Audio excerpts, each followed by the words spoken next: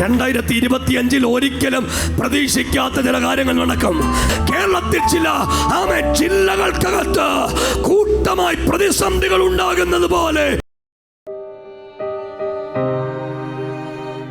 വെഞ്ഞാറമൂട് കൂട്ടക്കൊലപാതകത്തിന്റെ ചുരുളഴിക്കാൻ ഒരു സമഗ്ര അന്വേഷണത്തിലേക്ക് തന്നെയാണ് പോലീസ് പോകുന്നത്. കുടുംബാംഗങ്ങളായ 4 പേരടക്കം 5 പേരെ അഫാൻ എന്ന പ്രതി ക്രൂരമായി കൊന്നു തള്ളിയത് എന്തിനാണെന്ന ചോദ്യത്തിന് ഇപ്പോഴും പോലീസിന് ഒരു ഉത്തരം കിട്ടിയിട്ടില്ല. അർഫാൻ എന്ന ചെറുപ്പക്കാരൻ 23 വയസ്സ് പ്രായം പോലീസ് ഓഫീസറിന്റെ അടുത്ത് എന്ന് പറഞ്ഞു, സാറേ 6 പേരെ ഞാൻ കൊന്നിട്ട് വരികയാണ്. പോലീസ് വിചാരിച്ചത് തമാശ പറയുകയാണ്, ലഹരിയുടെ അതിപ്രസരം കൊണ്ട് പറയുകയാണ്. പോലീസ് ഇരുത്തിട്ട് പറഞ്ഞു, മോനെ തമാശ പറയാതെ. അന്നേരം പറഞ്ഞു, 3 പോലീസ് സ്റ്റേഷൻ പരിധിയിലായിട്ട് 6 പേരെ കൊന്നു എന്നതാണ് ചെറുപ്പക്കാരന്റെ ഭാഷ്യം. എല്ലാ മാധ്യമങ്ങളും ഒരേ സ്വരത്തിൽ ചോദിക്കുന്നു, എന്തിനാണ് 23 വയസ്സുകാരൻ 6 പേരെ കൊന്നത്? രാവിലെ ഇറങ്ങിയപ്പോ എന്നോടാരെന്ന് പറഞ്ഞു, അത് മറ്റൊരു സമുദായക്കാരല്ലേ.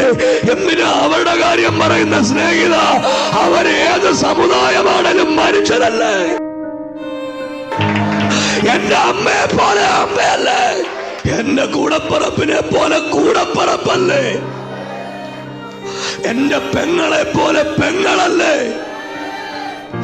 മാറണ്ടേ കേരളം? എന്തിനാടാ മഹാഭാവി നീചാവ് ആ കൊച്ചിനെ അമ്മയൊക്കെ എന്തിനാടാ കൊന്നേ? ആർക്കും വേണ്ടെങ്കിലും ഞങ്ങൾ നോക്കും. ആർക്കും വേണ്ട സമൂഹം നിങ്ങളെ തിരസ്കരിക്കുന്നുണ്ടെങ്കിൽ ഞങ്ങൾ ഉള്ളതുപോലെ നിങ്ങളെ നോക്കുവരെ ചലഞ്ചായി പറയുക. ഇത് ഒരു പ്രസംഗത്തിന് കൈയടി കിട്ടാനല്ല സ്നേഹിതരെ, ചങ്ക് പൊട്ടിയിട്ട് പറയുക, ഇതല്ല നമ്മുടെ നാട്. നമ്മുടെ നാട് ജഗത്താന് തീരെഴുതി കൊടുത്തതല്ല.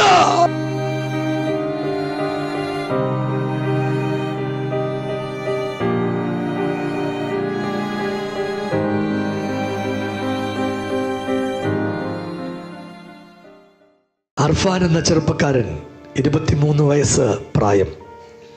ഈ വെളുപ്പിനെ ഈ അതിരാവിലെ പുലരുന്ന സമയം വരെ പോലീസ് ഇരുട്ടിൽ തപ്പുന്നു. പോലീസിന്റെ ഭാഷ്യം പോലീസിന് മനസ്സിലാകുന്നില്ല. ഈ ചെറുപ്പക്കാരൻ 23 വയസ്സുള്ള അർഫാൻ എന്ന് പറയുന്ന ചെറുപ്പക്കാരൻ സന്ധ്യയായപ്പോൾ വെഞ്ഞാറമൂട് പോലീസ് സ്റ്റേഷനിൽ ഒരു താക്കോലും കറക്കിക്കൊണ്ട് കയറി വന്നു. ഒരു കൂട്ടുകാരനെ റോഡിൽ വെച്ച് കണ്ടു. അവനെ വിളിച്ചു, മച്ചാനെ. അപ്പം ചോദിച്ചു, മച്ചാനെ എവിടെ പോവാന്ന് ചോദിച്ചാൽ, അല്ല പോലീസ് സ്റ്റേഷനിൽ ഒരു ചെറിയ കാര്യമുണ്ട് മച്ചാനെ, ഞാൻ പെട്ടെന്ന് തിരിച്ചിറങ്ങി വരും മച്ചാനെ എന്ന് പറഞ്ഞ് മച്ചാൻ അകത്തേക്ക് കയറിപ്പോയതാ. താക്കോലും കറക്കി അവിടെ കാര്യങ്ങൾ എഴുതുന്ന ഹൗസ് ഓഫീസറിൻ്റെ അടുത്ത് ചെന്ന്, പോലീസ് ഓഫീസറിൻ്റെ അടുത്ത് എന്ന് പറഞ്ഞു, സാറേ 6 പേരെ ഞാൻ കൊന്നിട്ട് വരികയാണ്. പോലീസ് വിചാരിച്ചത് തമാശ പറയുകയാണ്, ലഹരിയുടെ അതിപ്രസരം കൊണ്ട് പറയുകയാണ്. പോലീസ് ഇരുത്തിട്ട് പറഞ്ഞു, മോനെ തമാശ പറയാതെ. അന്നേരം പറഞ്ഞു, 3 പോലീസ് സ്റ്റേഷൻ പരിധിയിലായിട്ട് 6 പേരെ കൊന്നു എന്നതാണ് ചെറുപ്പക്കാരൻ്റെ ഭാഷ്യം. വളരെ വേഗത്തിൽ പോലീസ് അലേർട്ടായി 3 പോലീസ് സ്റ്റേഷനിലേക്ക് ഇൻഫർമേഷൻ കൊടുത്തു. 3 പോലീസ് സ്റ്റേഷൻ പരിധിയിലേക്ക് കാര്യങ്ങൾ ചെന്ന് അന്വേഷിച്ചപ്പോൾ അവൻ്റെ ഉമ്മുമ്മ 95 വയസ്സുള്ള അവൻ്റെ ഉമ്മുമ്മ സൽമ ബീബിയെ 28 അടി തലക്ക് ചുറ്റി കൊണ്ടടിച്ച് പേരമകൻ അടിച്ചു കൊന്ന് മരിച്ചെന്ന് ഉറപ്പുവരുത്തി അപ്പൻ്റെ ചേട്ടൻ്റെ വീട്ടിലേക്ക് കടന്നു ചെന്നു. ലത്തീഫിൻ്റെ വീട്ടിലേക്ക് കടന്നു ചെന്നു. സാമാന്യം ആരോഗ്യമുള്ള ലത്തീഫിൻ്റെ ഭാര്യ വീട്ടിലുണ്ട്. എങ്ങനെ കൊന്നെന്ന് പോലീസിന് ഇപ്പോഴും അറിയില്ല. ഭാര്യയും ഭർത്താവിനെയും വകവരുത്തി. ആ വീട്ടിൽ നിന്ന് പോകുന്നതിന് മുൻപ് ക്യാൻസർ ബാധിതയായ സ്വന്തം അമ്മ, സ്വന്തം പെറ്റ തള്ളയെ ശ്വാസം മുട്ടിച്ചു കൊന്ന്, തലക്കടിച്ചു കൊന്ന്, ആ വീട്ടിൽ നിന്ന് അമ്മ മരിച്ചെന്ന് ഉറപ്പ് വരുത്തിയാണ് ഉമ്മുമ്മയുടെ വീട്ടിലേക്ക് പോയത്. ബാക്കി പറയാൻ തുടങ്ങുക. അതിന് ശേഷം സംഭവിച്ചത്, അവന് സ്കൂളിൽ നിന്ന് വരാൻ തുടങ്ങിയ ഏറ്റവും ഇളയ മകൻ 13 വയസ്സ്, ഇവന്റെ അനുജൻ 13 വയസ്സുള്ള അവന് അൽഫാം വാങ്ങിക്കാൻ വേണ്ടി ബുള്ളറ്റിന്റെ പുറകിൽ അവനെയും കയറ്റിക്കൊണ്ടുപോയി. എന്നിട്ട് ബുള്ളറ്റിന്റെ പുറകിൽ അവിടെ പോയി അൽഫാമോ കുഴിമന്തിയോ വാങ്ങിച്ച് വീട്ടിൽ വന്നു. മുകളിലത്തെ നിലയിലേക്ക് താഴത്തെ നിലയിലൊന്നും കൊണ്ടുപോയില്ല. കുഞ്ഞനുജനെ 13 വയസ്സുള്ള കുഞ്ഞിനെ ചുറ്റിക കൊണ്ട് അടിച്ചു കൊന്നു എന്ന് ഉറപ്പുവരുത്തി.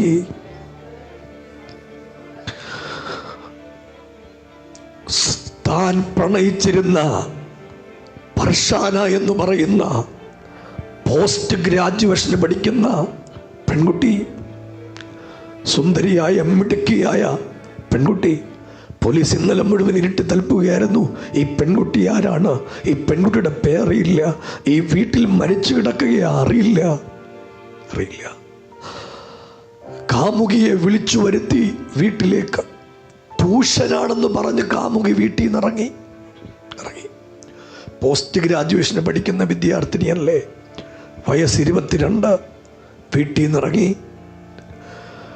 ഇന്ന് രാവിലെ ആ വീട്ടിൽ ചെന്ന് ചേതനയേറ്റ ശരീരമാണ്. ഇൻക്വസ്റ്റ് തയ്യാറാക്കി പോലീസ് വീട്ടിലേക്ക് ഈ ഡെഡ് ബോഡി മരിച്ചു എന്ന് വാർത്ത വന്നപ്പോൾ അപ്പൻ മയങ്ങി വീണു. ഫർസാനയുടെ അപ്പൻ മയങ്ങി വീണു. ആ വീട്ടുകാർക്ക് അംഗീകരിക്കാൻ പറ്റുന്നില്ല. എല്ലാ മാധ്യമങ്ങളും ഒരേ സ്വരത്തിൽ ചോദിക്കുന്നു, എന്തിനാണ് 23 വയസ്സുകാരൻ 6 പേരെ കൊന്നത്? ഒരാൾ അവശേഷിക്കുന്നു, അവൻ്റെ അമ്മ മരിച്ചിട്ടില്ല, അമ്മയ്ക്ക് ജീവനുണ്ട്. ഇവൻ്റെ ബാപ്പയുടെ അനുജനാണോ ജ്യേഷ്ഠനാണോ എന്നെനിക്ക് ബോധ്യമില്ല. അദ്ദേഹത്തെ പോലീസിൻ്റെ ഭാഷ്യം ഹാമർ കൊണ്ട് 30 32 പ്രാവശ്യം തലയടിച്ച് പൊട്ടിച്ചു. 23 വയസ്സുകാരന് ചോര ചീരുന്നത് എങ്ങനെ കണ്ടു നിൽക്കാൻ പറ്റി? സ്വന്തം പെറ്റ തള്ള പിടയുന്നത് എങ്ങനെ കാണാൻ പറ്റി? കോഴിയെ കറിക്ക് അരിയുന്നത് പോലെ 13 വയസ്സുള്ള മകനെ കൊന്നു തള്ളാൻ എങ്ങനെ പറ്റി? സ്നേഹിച്ച കാമുകിയെ എങ്ങനെ കൊല്ലാൻ പറ്റി? കാമുകിമാർ കേൾക്കണം, ഞാൻ ഇടയ്ക്കിടയ്ക്ക് വിളിച്ച പല പെൺകുട്ടികളും കേൾക്കണം, ഒരു വാക്കും നിങ്ങൾ മറന്നു പോകരുത്. ദൈവത്തെ വിട്ടുപോകുന്ന ആളുകൾ ഇത് കേൾക്കണം. ഇനി ഇവൻ്റെ ചോദ്യം, ഒരു വെല്ലുവിളി ഉയർത്തി ഒരു ചോദ്യം ചോദിക്കുകയാണ്. ഈ മാധ്യമങ്ങൾക്കകത്തിരുന്ന് രാവിലെ മുതൽ വൈകിട്ട് വരെയുള്ള ഈ ഒരു കാര്യത്തിൽ നിങ്ങൾ ചോദിക്കുന്നു, എന്തുകൊണ്ട് അർഫാൻ എന്തു പറ്റി? അർഫാൻ്റെ പ്രശ്നം എന്താണ്? നിങ്ങളോട് എനിക്കൊരു ചോദ്യമുണ്ട്. നിങ്ങളിൽ എത്ര ആളുകൾ ലഹരി ഉപയോഗിക്കത്തില്ല? മദ്യപിക്കാത്ത, ലഹരി ഉപയോഗിക്കാത്ത, തിന്മയുടെ അരാജകത്വത്തിലേക്ക് പോകാത്ത എത്ര മാധ്യമ പ്രവർത്തകരുണ്ട്? എത്ര പോലീസ് ഓഫീസേഴ്സ് ഉണ്ട്? എത്ര രാഷ്ട്രീയക്കാരുണ്ട്? എത്ര മതപുരോഹിതന്മാരുണ്ട്? എത്ര അപ്പന്മാരുണ്ട്? എത്ര അമ്മമാരുണ്ട്? എത്ര സഹോദരങ്ങളുണ്ട്? ഒരു വെല്ലുവിളി നിങ്ങളുടെ മുമ്പിൽ ഉയർത്തുക, എന്നിട്ടൊരു വാക്കുകൂടെ പറയുക. ഇന്ന് വരെ ഒരു ലഹരിയും ഉപയോഗിക്കാതെ ആയിരക്കണക്കിന് മനുഷ്യർ ഞങ്ങളുടെ കൂടെ ഉണ്ട്. അതിൽ ഒരാൾ ആണ് ഞാൻ. ഇന്ന് വരെ ഒരു ലഹരിയും ഞാൻ ഉപയോഗിച്ചിട്ടില്ല. എൻ്റെ കൂടെ ഒരു പറ്റം ചെറുപ്പക്കാരുണ്ട്. എന്നേക്കാൾ വളർന്നൊരു മകൻ എനിക്കുണ്ട്. എൻ്റെ വീട്ടിൽ എൻ്റെ അപ്പനുണ്ട്, എൻ്റെ അമ്മയുണ്ട്, എൻ്റെ സഹോദരങ്ങളുണ്ട്. 10,000-കണക്കിന് ആൾ വിശ്വാസി സമൂഹം എലോഹീമിനോട് ചേർന്നുണ്ട്. വിവിധ രാജ്യങ്ങളിൽ ചോരയും നീരുമുള്ള ചെറുപ്പക്കാരുണ്ട്. വെല്ലുവിളിയോടെ പറയുക, ഞങ്ങളൊരു ലഹരി ഉപയോഗിക്കുന്നവരല്ല, ഞങ്ങൾ ലഹരി കൈകൊണ്ട് തൊടുന്നവരല്ല, ഞങ്ങൾ ലഹരിയെ പടിക്ക് പുറത്തു നിർത്തുന്നവരാണ്. ഞങ്ങളുടെ വീടുകളിൽ തപ്പിയാൽ ലഹരിയില്ല, ഞങ്ങളുടെ കുടുംബങ്ങളിൽ ലഹരിയില്ല. ഞങ്ങളുടെ കുടുംബങ്ങളിൽ ഉള്ളത് വിശുദ്ധ ബൈബിളോ യേശുവിന്റെ നാമത്തെ ഉയർത്തുന്നതുമാണ്. എനിക്കിന്ന് പ്രസംഗിക്കാൻ പറ്റുമോന്നൊന്നും അറിയില്ല കേട്ടോ. അത്രയും സങ്കടത്തിലാണ് ഞാനിവിടെ നിൽക്കുന്നത്. രാവിലെ ഇറങ്ങിയപ്പോ എന്നോട് ആരാണ് പറഞ്ഞു, അത് മറ്റൊരു സമുദായക്കാരല്ലേ. എന്തിനാ അവരുടെ കാര്യം പറയുന്ന സ്നേഹിത? അവരേത് സമുദായമാണെങ്കിലും മനുഷ്യരല്ലേ. എന്റെ അമ്മയെ പോലെ അമ്മയല്ലേ. എന്റെ കൂടപ്പറപ്പിനെ പോലെ കൂടപ്പറപ്പല്ലേ. എന്റെ പെങ്ങളെ പോലെ പെങ്ങളല്ലേ. മാറണ്ടേ കേരളം, മാറണ്ടേ നമ്മൾ. നിരീശ്വരവാദം ഇത്രയും ഉയർന്നിട്ടും, ഇത്രയും മന്ത്രവാദവും ആഭിചാരവും പണത്തിന്റെ കൊഴുപ്പും ഉണ്ടായിട്ട് 23 വയസ്സുകാരന് കൊന്നു തള്ളാൻ മടിയില്ലല്ലോ. എടാ, പെറ്റ തള്ള പിടയ്ക്കുന്ന കാണുമ്പോ ചങ്ക് കത്തില്ലേ? കുഞ്ഞാനുജൻ പിടയ്ക്കുന്ന കാണുമ്പോ ഈ അർഫാൻ അവരുടെ പള്ളിയിലേക്ക് പോകുമ്പോൾ, ഇസ്ലാമിക പള്ളിയിലേക്ക് പോകുമ്പോൾ, എല്ലാ വെള്ളിയാഴ്ചയും പള്ളി പോകുന്നയാളാ. ഇസ്ലാമിക പള്ളിയിലേക്ക് പോകുമ്പോൾ കുഞ്ഞനുജനെയും കൊണ്ടുപോകും നിസ്കാരത്തിന്. എന്തിനാടാ മഹാഭാവി നീചാവ് ആ കൊച്ചിനെ അമ്മയൊക്കെ എന്തിനാടാ കൊന്നേ? ആർക്കും വേണ്ടെങ്കിലും ഞങ്ങൾ നോക്കും. ആർക്കും വേണ്ട സമൂഹം നിങ്ങളെ തിരസ്കരിക്കുന്നുണ്ടെങ്കിൽ ഞങ്ങൾ ഉള്ളതുപോലെ നിങ്ങളെ നോക്കുവരെ ചലഞ്ചായി പറയുക. ഇത് ഒരു പ്രസംഗത്തിന് കൈയടി കിട്ടാനല്ല സ്നേഹിതരെ, ചങ്ക് പൊട്ടിയിട്ട് പറയുക. ഇതല്ല നമ്മുടെ നാട്. നമ്മുടെ നാട് ജഗത്താൻ തീരെഴുതി കൊടുത്തതല്ല. നമ്മുടെ നാടിനെ തിരിച്ചു പിടിക്കണം. അതിന് നിരീശ്വരവാദത്തിന് കഴിയത്തില്ല സ്നേഹിതരെ. അതിന് മന്ത്രവാദത്തിന് കഴിയത്തില്ല സ്നേഹിതരെ. ഇതിന് ആഭിചാരത്തിന് കഴിയില്ല സ്നേഹിതരെ. മതവിദ്വേഷത്തിന് കഴിയില്ല സ്നേഹിതരെ. കഴിയുന്ന ഒറ്റ നാമമേ ഉള്ളൂ, അതാണ് യേശുവിന്റെ നാമം. ഇന്ന് രാവിലെ ഒന്ന് പറഞ്ഞ കർത്താവേ, ഞങ്ങളുടെ നാടിന് ഒരു മാറ്റം തരണേ. എല്ലാ മാധ്യമ സ്നേഹിതരോടും, എല്ലാ മാധ്യമ പ്രവർത്തകരോടും, എല്ലാ സ്നേഹിതരോടും ഒരു വാക്ക് പറയുക: നിങ്ങൾ ലഹരി ഉപയോഗിക്കരുത്. ഇന്ന് രാവിലെ 11 മിനിറ്റ് മുൻപ് DYSP മാധ്യമങ്ങളെ കാണുമ്പോൾ അദ്ദേഹം പറഞ്ഞൊരു വാക്ക്, പറഞ്ഞ വാക്ക് ഇങ്ങനെയാണ്. ആറ്റിങ്കൽ DYSP പറഞ്ഞു, ഈ ചെറുപ്പക്കാരൻ നാട്ടിൽ നല്ല പയ്യന, നല്ല പയ്യന, ഉള്ളറ ദൈവത്തിനെ അറിയൂ. നമ്മുടെ കുടുംബങ്ങളിലെല്ലാം സ്വസ്ഥത ഉണ്ടാകട്ടെ അഭിഷക്തന്മാരെ. നമ്മുടെ കുടുംബങ്ങളിലെല്ലാം സമാധാനം ഉണ്ടാകട്ടെ. നമ്മുടെ കുഞ്ഞുങ്ങൾക്ക് ആർക്കും ആ ദുർബുദ്ധി ഉണ്ടാകരുത്. കുഞ്ഞുങ്ങൾ യേശു ഉള്ളവരായി മാറട്ടെ, യേശു ഉള്ളവരായി മാറട്ടെ, യേശു ഉള്ളവരായി മാറട്ടെ. കഴിഞ്ഞ ദിവസം അമ്മ എന്നെ എറണാകുളത്തൊന്ന് വിളിച്ചു. അമ്മ എന്നോട് പറഞ്ഞു, പാസ്റ്ററെ, എനിക്കൊരു മോളുണ്ട്, മോൾക്ക് മാനസിക രോഗ.